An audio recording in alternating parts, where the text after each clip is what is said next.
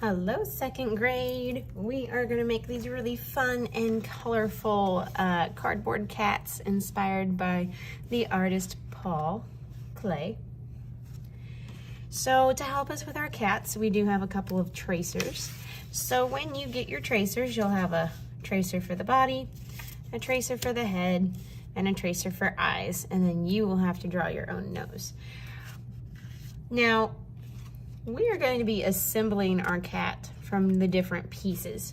So we're not going to put them all together with the tracers. Instead, I want you to trace each piece separately so that it has space in between the other piece, because we're going to paint them. So we want to have room so that we can paint without accidentally painting something else.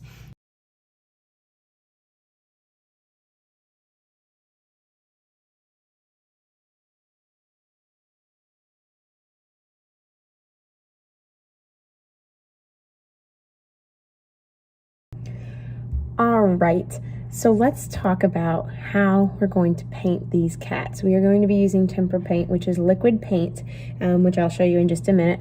The paint's going to be in a tray. It looks like this. It's actually a nice cube tray. And they're all their own separate containers. They need to stay in their own separate containers. You're going to need a paper towel. You're going to have a bucket of water at your table. You're going to need a brush. And you're going to need to have your apron on, which we learned how to put on last week. Okay, so I have all my stuff here. When you paint, your paint's going to be in the center of the table, so is your water and everything. You're not going to have it on top of your stuff. But so that you can see, I have all these really pretty colors here. These are custom colors. That means I sat here and mixed these all up for you. They don't come out of the tube like that. So they need to stay the correct color that they are inside here. You do not mix on this tray. We do not change the color, so we have to make sure that our brush is clean and dry before we dip to get a new color. So the process we're going to follow is we can blend our colors together, but we have to go in order of the color wheel. So you know rainbow order is red, orange, yellow, green, blue, purple. So you have to go in that order. Purple will start over again at red, but whenever you pick the next color that you're going to use, it has to be the next one in rainbow order. So I can start with whatever color I want. Let's say I want to start with orange.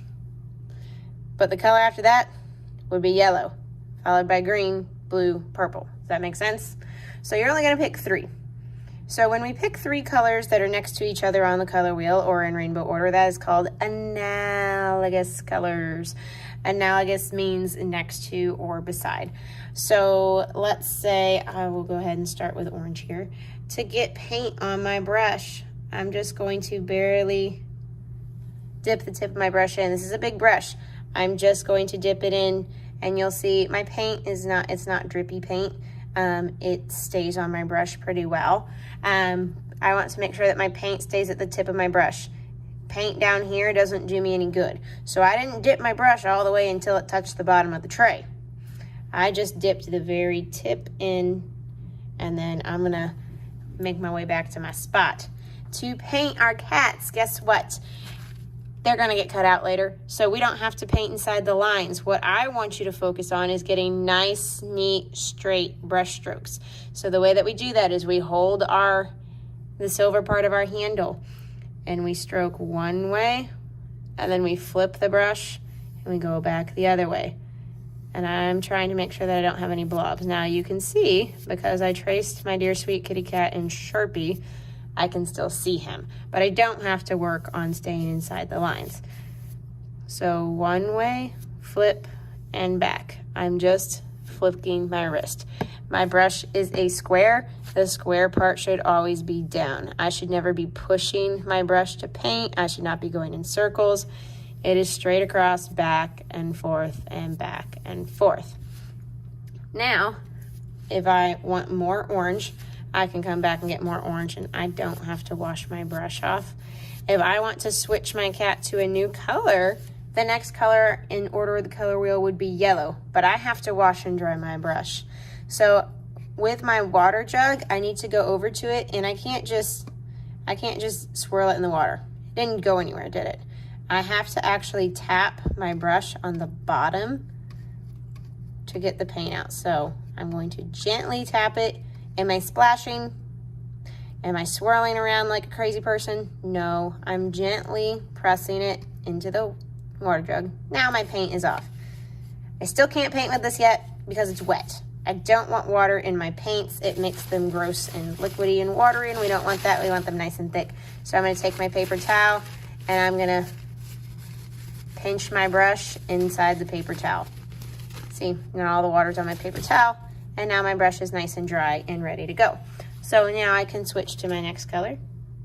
We said we were going to get some yellow. And then I'm going to start to paint back and forth. And what I'm going to do is I'm going to paint up into my other color. And what's going to happen is they're going to mix just a little bit. So I'm putting my yellow on top of my orange and I'm going back and forth.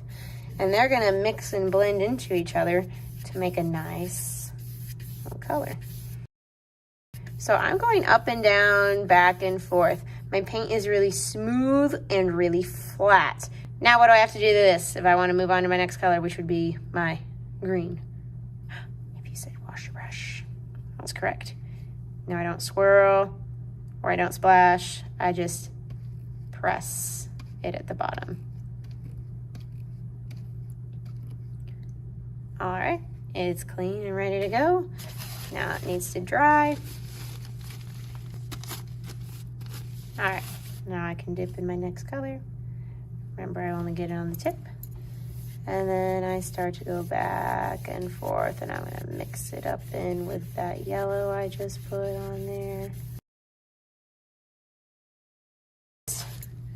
My yellow didn't mix with my green quite as much as I wanted it to, so I can wash and dry my brush, and I can go back to the color beforehand and put a little bit more on top.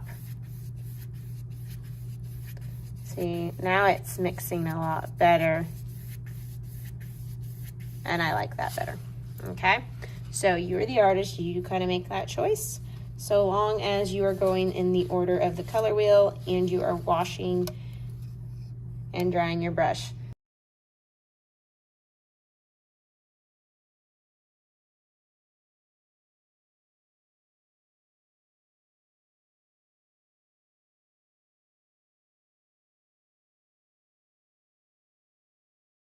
And it's time to paint our eyes, and even with our nose, we're gonna switch to a smaller brush. For the eyes, I'm just gonna use a little bit of black on my brush, and I'm gonna make a circle in the middle. Like I said, it's okay if I go outside my lines because they're gonna get cut out anyways.